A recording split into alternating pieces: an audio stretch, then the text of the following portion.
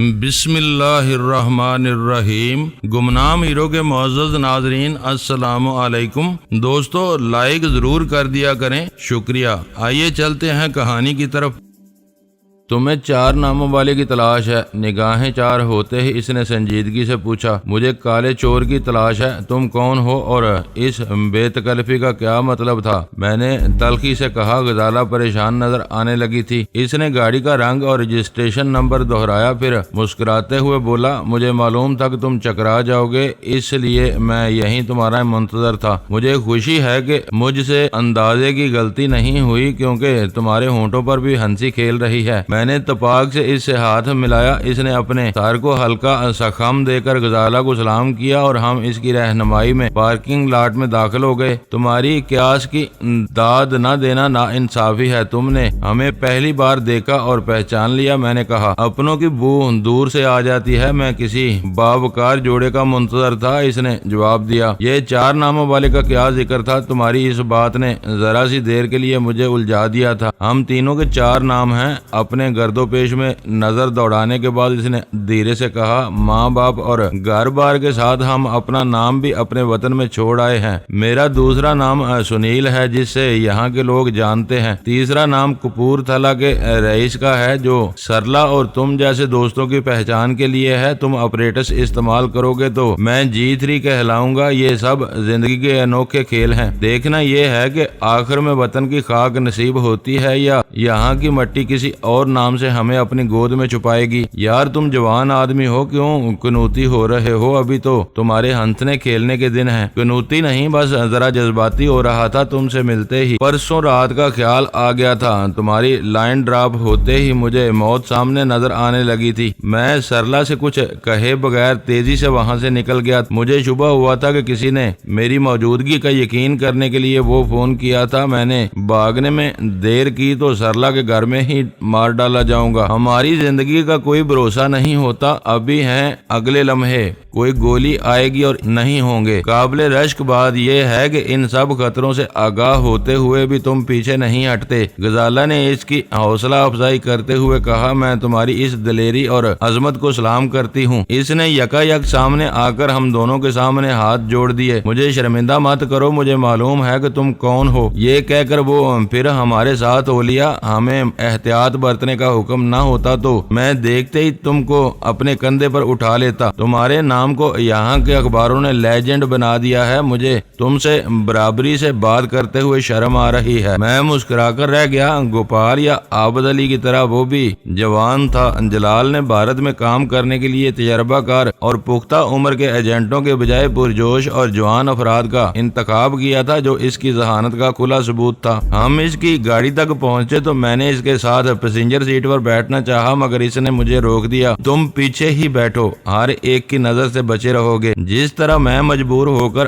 آپ جناب کے بجائے تم سے مخاطب کر رہا ہوں، اسی مجبوری کے تحت تم مجھے اپنا ڈرائیور سمجھ لو اور صرف یہ بتاؤ کہ کہاں جانا ہے۔ اس کا پیش کیا ہوا نقطہ جاندار تھا۔ میں پچھلی نشست پر غزالہ کے ساتھ بیٹھ گیا۔ انیل بسواس اور نریش شرما کے دفاتر اور گھر، امریکی سفارت خانہ اور ان کے درمیان آنے والے مقامات دیکھنے ہیں۔ گاڑی حرکت میں آنے کے بعد میں نے اسے بتایا، یہ ہمارا ابتدائی جائزہ مشن ہے، اس کے بعد ہم کسی کارروائی کا فیصلہ کریں گے۔ ٹھیک ہے۔ پچھلے پائیدان کے نیچے 3 بھرے ہوئے ریوالور اور فاضل راؤنڈز کے پیکٹ پڑے ہوئے ہیں، جب چاہو نکال لینا۔ گوپال کی طرح وہ بھی جوان تھا، مگر اس کی گفتگو سے اس قدر اعتماد جھلک رہا تھا کہ وہ بھی اپنے ساتھی کی طرح خود مختار نظر آ رہا تھا۔ اگر گوپال نے مجھے یہ نہ بتایا ہوتا کہ وہ اپنے مشن کا چیف ہے تو میں سنیل کو ہی ان کا بڑا تصور کر لیتا۔ تم مہم پر نکلے ہو تو میں یہ یاد دلا دوں کہ گرین کوبرا فائل ہمارے لیے مسئلہ بنی ہوئی ہے، اس نے کہا۔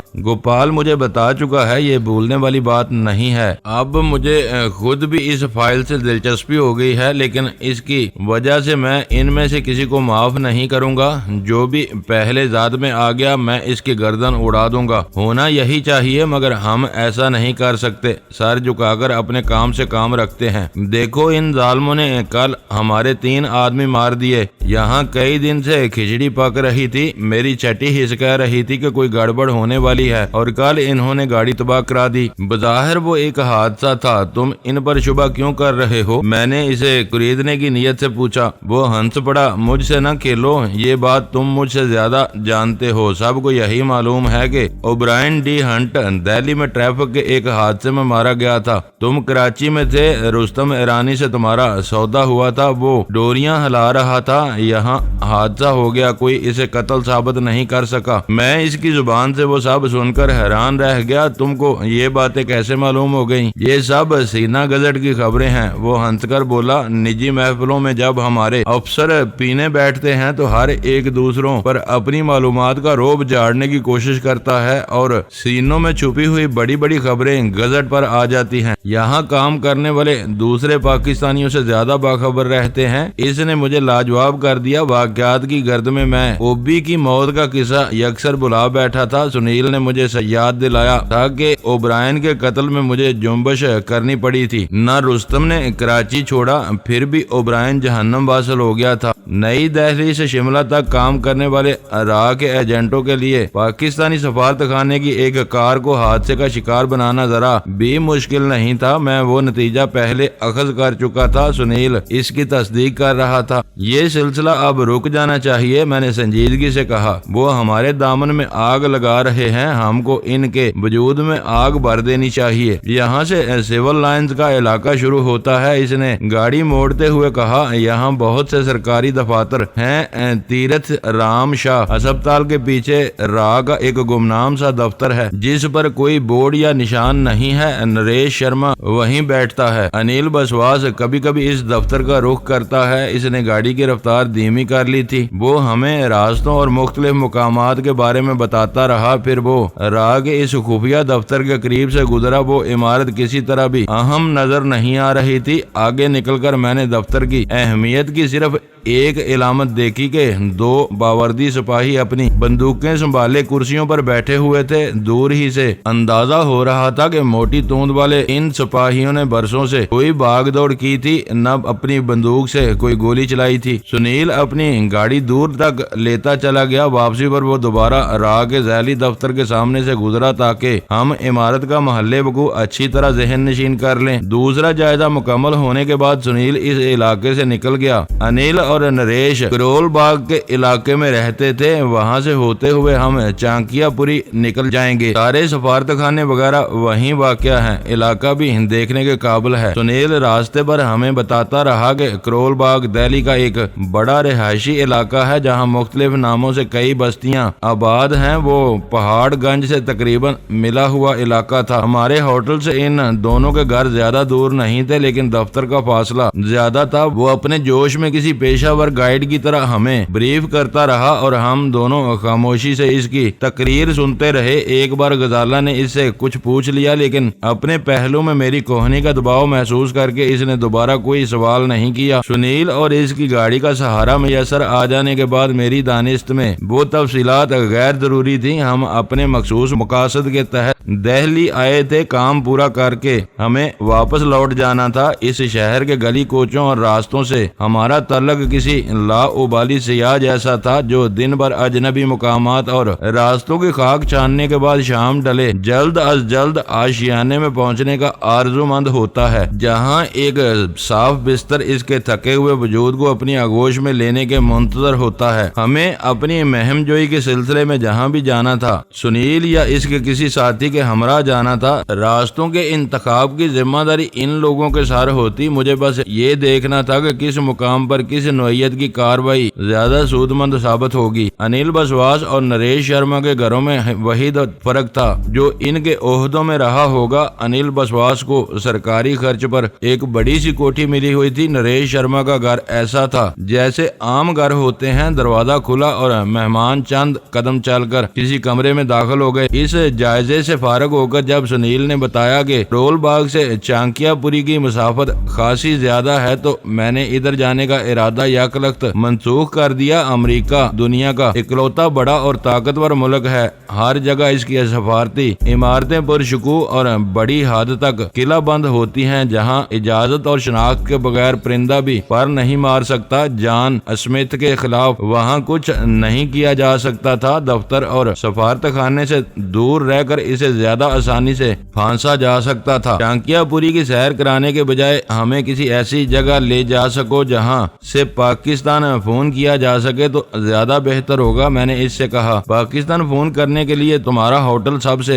ज्यादा महफूज है, वहां तुम्हारे पास CSD भी मौजूद है। सुनील ने जवाब दिया, होटल से फोन किया तो वो नंबर रिकॉर्ड पर आ जाएगा। मैं नहीं चाहता कि होटल छोड़ते हुए ऐसा कोई सुराग छोड़ा जाए जो हमारे दुश्मनों के लिए कारआमद साबित हो सके। किसी दोस्त या हमदर्द का घर सबसे बेहतर रहेगा। CSD के 1 मिनट में लाइन से जोड़ी जा सकती है, मगर दूसरी CSD कहां से आएगी? इसने हैरत से पूछा। वो कोई देव हैकल आला नहीं है, छोटी सी डिबिया है। हमने इसे होटल के कमरे में छोड़ने का खतरा मोल नहीं लिया, वो गजाला के बैग में मौजूद है। फिर तुम मेरे साथ चलो, इस वक्त गेस्ट हाउस खाली पड़ा हुआ है। सरला काबिल इत्माद औरत है, किसी से तुम्हारी आमद का जिक्र नहीं करेगी। इसने गाड़ी एक कशादा सड़क पर घुमाते हुए अपना फैसला सुना दिया। वो इसकी नप्पी तुली राय थी, मुझे इसमें कोई उज़र नहीं था। वो अपनी मर्जी के रास्तों पर गाड़ी दौड़ाता रहा। थोड़ी देर बाद गाड़ी सरला के मुख्तसर से बंगले के करीब जा रुकी। सुनील ने इंजन बंद किया, हमें इंतजार करने की हदायत की और किसी तरकीब से अहाते का दरवाजा खोलकर अंदर गायब हो गया। हमें अंदर ले जाने से पहले वो अपना इत्मीनान कर लेना जरूरी समझ रहा था। मेरा ख्याल था कि वापसी पर सरला भी इसके साथ दरवाजे पर आएगी, मगर ऐसा नहीं हुआ। वो आया और हमें तेजी से अंदर ले गया। मुख्तसर से बरामदे में एक दरवाजा खुला हुआ था, वही गोपाल, सुनील और राम का जुज वक्ती ठिकाना था। सरला कहीं नजर नहीं आ रही। क्या ये मकान खाली पड़ा हुआ था? मैंने मुख्तसर तरीन असबाब पर मुश्तमिल इस कमरे में दाखिल होकर पूछा। इसे मैंने जानकर तुम दोनों से दूर रखा है, मगर मुझे यकीन है वो किसी ओट में छुपी तुमको देख रही होगी। तुम आराम से फोन कर लो, मैं अंदर हूँ। बात खत्म हो जाए तो मुझे आवाज दे लेना। ये कहकर वो कमरे से निकल गया। जाते हुए इसने दरवाजा बंद कर दिया था। दोहरी मसहरी, 2 कुर्सियां, एक छोटी मेज और दीवार गिर आईने के सिवा वहां सिर्फ एक फोन मौजूद था। सुनील ने शायद जानकर हमें तखलिया फराहम किया था। गजाला मुल्हिका बाथरूम में घुस गई।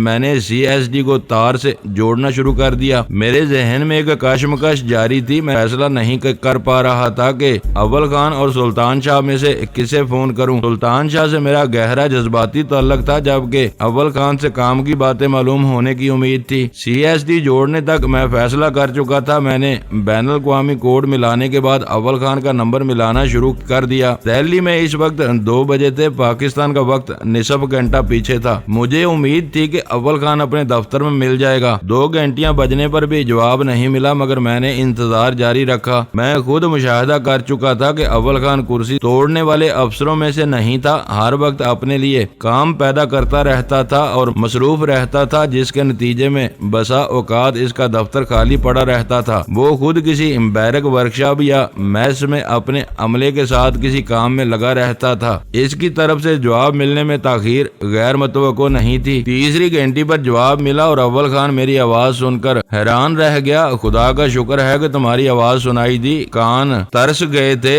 इस आवाज को। इस वक्त तुम कहां से बात कर रहे हो? मैं दिल्ली में जलाल के आदमी के साथ हूँ। समझ में नहीं आ रहा कि कल के वाक़े का बदला कैसे लूं। जब से वो बुरी खबर सुनी है, गुस्से से मेरा खून खोल रहा है। हम इनके मुजरिमों को सजा देते हैं, ये हमारे बेगुनाहों को मार डालते हैं। अपना दिमाग ठंडा रखो, अव्वल खान ने मुरब्बियाना आवाज में मुझे मशवरा दिया। ऐसे कामों में ये सब होता रहता है। कोई अपने गिरेबान में झांकना पसंद नहीं करता। वहाँ तुम्हारी पोजीशन बहुत नाजुक बल्कि मखदूश है। तुम इस वक्त CSD इस्तेमाल कर रहे हो ना? वो आन है, इसीलिए मैं अपने दिल का गुबार निकाल रहा हूँ। मैं इस वाक़े का बदला लेकर रहूंगा। यहाँ सब तुम्हारे लिए फिक्रमंद हैं। यहाँ खामोशी है। दुश्मनों को सांप सूंघ गया है, मगर शुबा है कि इन्हें तुम्हारी रवानगी की कुछ बनक मिल गई है। जिंदगी है तो काम होते रहेंगे। तुम खतरा महसूस करो तो फौरन वापस लौट आना। यहाँ एक बड़े खेल के लिए फजा साजगार हो रही है। जान दिल्ली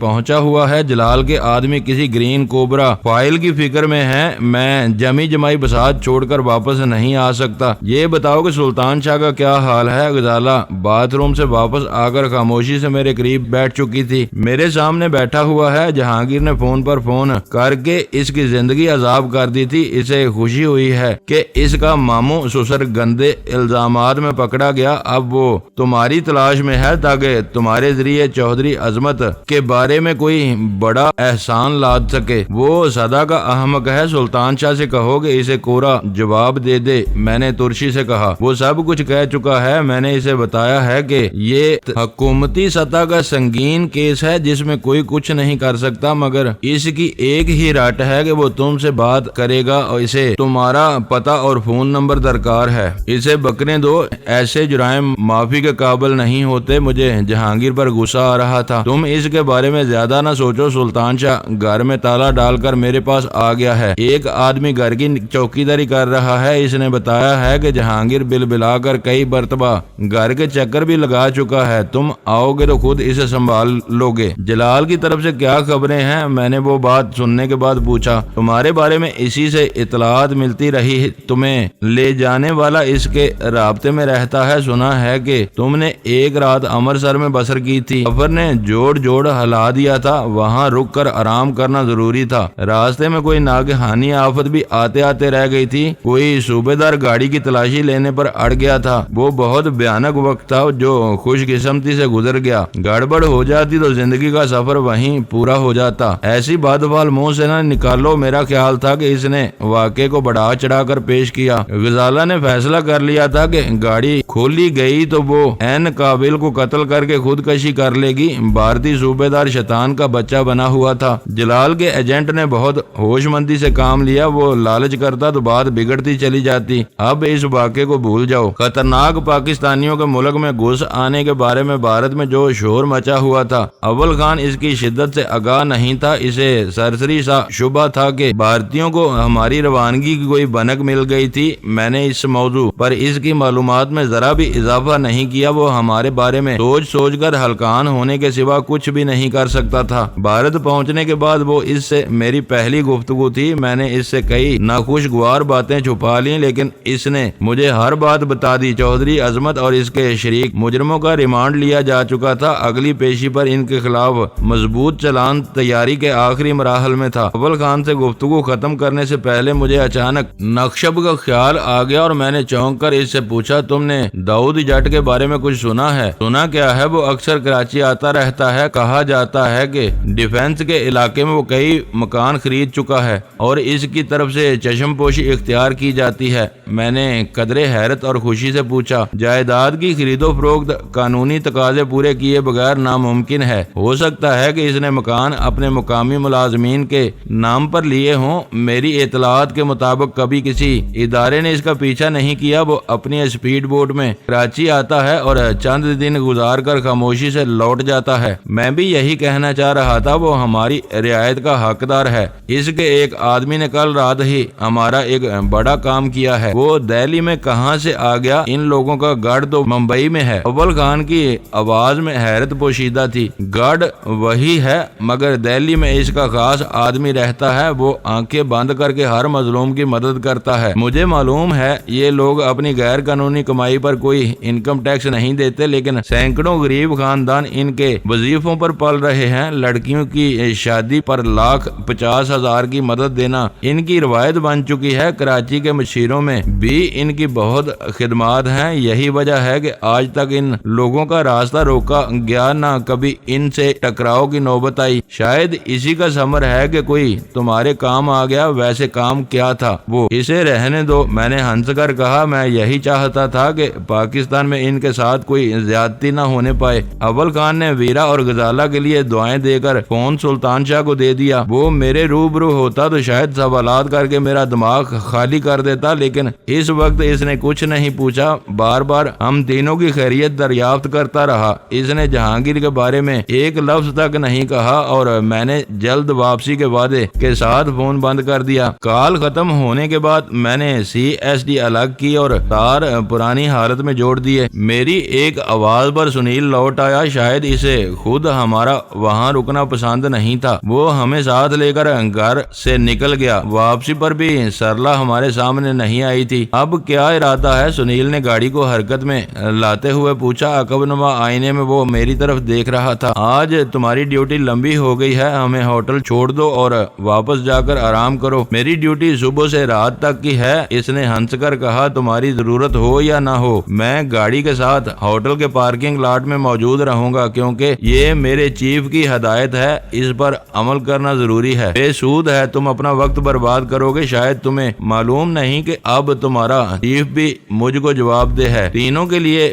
میری ہدایت حرف آخر کا درجہ رکھتی ہے۔ میں کہہ رہا ہوں کہ تم کو اسی وقت واپس جانا ہوگا۔ سوری، یہ بات مجھے معلوم ہے مگر میں بھول گیا تھا، اس نے مسکراتے ہوئے معذرت کی۔ کل صبح آ جانا، اس وقت تک میں سوچ سمجھ کر کسی راہ کا تعین کر لوں گا۔ پروگرام طے ہو گیا۔ سنیل نے ہمیں ہوٹل کے پورچ میں گاڑی سے اتارا اور رخصت ہو گیا۔ اپنے کمرے میں پہنچ کر مجھے خیال آیا کہ باتوں میں مصروف ہو کر میں سنیل سے جان اسمتھ کا ذکر کرنا بھول گیا تھا۔ میں نے آخری لمحات پر امریکی سفارت خانے تک جانے کا ارادہ محض اس لیے ملتوی کر دیا تھا کہ وہاں گھسنا اور گھس کر کوئی من مانی کاروائی کرنا ممکن نہیں تھا۔ سنیل یا اس کی کوئی ساتھی آسانی سے جان اسمتھ کی قیامگاہ کا سراغ لگا سکتا تھا۔ اس کا ٹھکانہ نظروں میں آنے کے بعد بہت کچھ کیا جا سکتا تھا۔ وہ کام بہت اہم تھا۔ دن کا کافی حصہ باقی تھا۔ شام ہونے تک جان اسمتھ کے بارے میں مطلوبہ معلومات حاصل کی جا سکتی تھی، مگر مسئلہ یہ تھا کہ سنیل راہ میں تھا۔ سرلا کے گھر میں اس کا کوئی ساتھی نہیں تھا۔ میں نے مجبوراً اپریٹس استعمال کرنے کا فیصلہ کر لیا۔ ہوٹل کا کمرہ ایئر کنڈیشنڈ ہونے کی وجہ سے بند تھا۔ خدشہ تھا کہ اس محبوس فضا میں اپریٹس واضح ریڈیائی سگنل نشر اور وصول نہیں کر سکے گا۔ میں نے پردہ سرکا کر ایک کھڑکی کھولی اور اپریٹس آن کر دیا۔ اس روز میری اور سنیل کی ملاقات میں تسلسل رہا تھا۔ میں نے اسی سے رابطہ کیا۔ آج کے انڈین ایکسپریس کے اندرونی صفحات پر جان اسمتھ نامی ایک امریکی کے بارے میں خبر چھپی ہے۔ وہ چند روز کے نجی دورے پر دہلی آیا ہوا ہے۔ یہ معلوم کرو کہ وہ کہاں ٹھہرا ہوا ہے۔ اوور۔ میں ضرور معلوم کروں گا۔ آج صبح تم نے امریکی سفارت خانہ دیکھنے کا ارادہ ظاہر کیا تھا، آخر میں اسے منسوخ کر دیا۔ اب جان اسمتھ کے بارے میں کچھ سوچ رہے ہو؟ کیا یہ بھی انل کی طرح کا کوئی چکر ہے؟ اوور۔ مجھے سنیل کا وہ سوال پسند نہیں آیا۔ باہمی مراتب طے ہو جانے کے بعد وہ سوال غیر ضروری تھا۔ شروع سے آخر تک اس کا رویہ سعادت مندانہ رہا تھا، لیکن اس وقت وہ نہ جانے کیوں پٹڑی سے اتر گیا تھا۔ میں نے قدرے بے رخی سے کہا، یہ سوال اس وقت کرنا جب میرا دیا ہوا کام پورا ہو جائے گا۔ ابھی میں کچھ نہیں کہہ سکتا۔ میں نے لاسلکی مواصلاتی رابطوں کی طے شدہ روایات سے انحراف کرتے ہوئے مزید کچھ نہیں کہا اور اپریٹس آف کر دیا۔ میں دیکھ رہی ہوں کہ وقت گزرنے کے ساتھ آپ کی بے چینی بڑھتی جا رہی ہے۔ غزالہ کی آواز آئی۔ میں نے کھڑکی بند کی اور پلٹ کر اس سے پوچھا، یہ بتاؤ کہ یہاں آنے کے بعد ہم نے اب تک کیا کیا ہے؟ نئی جگہ پر قدم جمانا سب سے اہم ہوتا ہے۔ آپ اس میں کامیابی حاصل کر چکے ہیں۔ ویرا انسپیکٹر ڈیوڈ کے چنگل میں پھنسنے جا رہی تھی۔ میری دانست میں اسے بچا لینا ہی ایک بڑی کامیابی ہے۔ ہم نے کچھ نہیں کیا، سب کچھ جوں کا توں ہے۔ دشمن ہمارے سینے پر مونگ ڈال رہے ہیں۔ ہمارے ہوتے ہوئے ہمارے 3 سفارتی اہلکار قتل کر دیے گئے اور ہم بے بس ہیں۔ خلش اور بے چینی کے لیے یہ اسباب بہت کافی ہیں۔ جب تک کوئی پیش رفت نہیں ہوتی، میری بے چینی بڑھتی رہے گی۔ آپ کام کے دباؤ کا شکار ہو رہے ہیں، غزالہ نے سنجیدگی سے کہا۔ جب محنت کے خاطر خواہ نتائج نہ ہوں تو مزاج میں خود بخود چڑچڑاپن پیدا ہو جاتا ہے۔ ابھی آپ نے سنیل سے کافی بے اعتنائی سے بات کی ہے، اسے آپ کے لہجے سے دلی صدمہ ہوا ہوگا۔ میں اسے احساس دلانا چاہ رہا تھا کہ وہ قبل از وقت اور غیر ضروری سوال کر رہا تھا۔ وہ ذہین اور پرخلوص لڑکا ہے۔ تھوڑی دیر پہلے آپ اس سے دوستانہ انداز میں باتیں کر رہے تھے، اب موڈ خراب ہے۔ آخر تم کیا کہنا چاہ رہی ہو؟ میں نے اس کی آنکھوں میں جھانکتے ہوئے پوچھا۔ آپ کو تبدیلی اور خالص تفریح کی ضرورت ہے۔ اس ہوٹل کی شامیں بہت دل فریب ہوتی ہیں۔ تھوڑی دیر آرام کر کے نیچے اتر جائیں اور مسائل کو فراموش کر دیں۔ انسان کے ذہن میں تبدیلی کے اثرات بہت خوشگوار ہوتے ہیں۔ تو کیا تم میرے ساتھ نہیں جاؤ گی؟ میں نے حیرت سے سوال کیا۔ میں پرسکون ہوں، کمرے میں لیٹ کر ٹیلی ویژن دیکھوں گی، شاید این قابل کو بھی فون کر لوں۔ کوشش کرتا ہوں، ہو سکتا ہے کہ تمہاری تجویز کارگر ثابت ہو۔ ابھی شام ہونے میں کافی دیر ہے، بستر پر جگہ دو تاکہ थोड़ी देर के लिए मैं भी सुस्ता लूं। मैंने गजाला से इसरार किए बगैर कहा, चाहो तो एन से मेरी मौजूदगी में बात कर लो, मैं इससे गपशप करूंगी। इससे ज्यादा जरूरी है कि आप सुनील से दोबारा बात कर लें ताकि इसकी दिल आजारी का अजाला हो सके। मैं शर्त लगा सकती हूँ कि वो अब भी आपके बदले हुए लबो लहजे के बारे में सोचे जा रहा होगा। मैंने लम्हा भर के लिए सोचा, फिर गजाला को कोई जवाब दिए बगैर दोबारा खिड़की के पास जा खड़ा हुआ। अपने तलख अंदाज गुफ्तगू पर मैं इससे माजरत नहीं कर सकता था। ऑपरेटर्स पर राब्ता हुआ तो मैंने शगुफ्ता लहजे में पूछा, तुम इस वक्त कहाँ जा रहे हो? घर का इरादा था मगर अब सिमत बदल ली है। तुम्हारा दिया हुआ काम मुकम्मल करने के बाद कुछ सोचूंगा। इसकी आवाज पुसमर्दा थी। चलो ये सबसे बेहतर है। मैं तुमको ये बताना चाह रहा था कि जान स्मिथ के बारे में मुझे 9 बजे तक मालूमात दरकार है। निकल खड़ा हुआ हूँ तो काम करके ही लौटूंगा। हदायत देते हुए तुमने मुझे डरा दिया था। मुझे अंदाजा हुआ था जैसे तुम जल्द अज जल्द इसकी क़यामगाह का पता हासिल करना चाह रहे हो। मेरे लिए तुम्हारी खुशनुदी अब सबसे ज्यादा अहम है। अभी हम यही बात कर रहे थे कि गजाला का ख्याल है कि तुम बहुत पुरजोश और सआदतमंद नौजवान हो। मैंने मौका पाकर इसकी मजीद हौसला अफजाई करते हुए कहा, इसी तरह लगन से काम करते रहे तो बहुत जल्द आगे निकल जाओगे। दोस्तों वीडियो को लाइक जरूर कर दिया करें। ISI पाक आर्मी जिंदाबाद, पाकिस्तान पाइंदाबाद। मुअज़्ज़ज़ नाज़रीन, अपना ख्याल रखिएगा और अपने इस चैनल का भी शुक्रिया।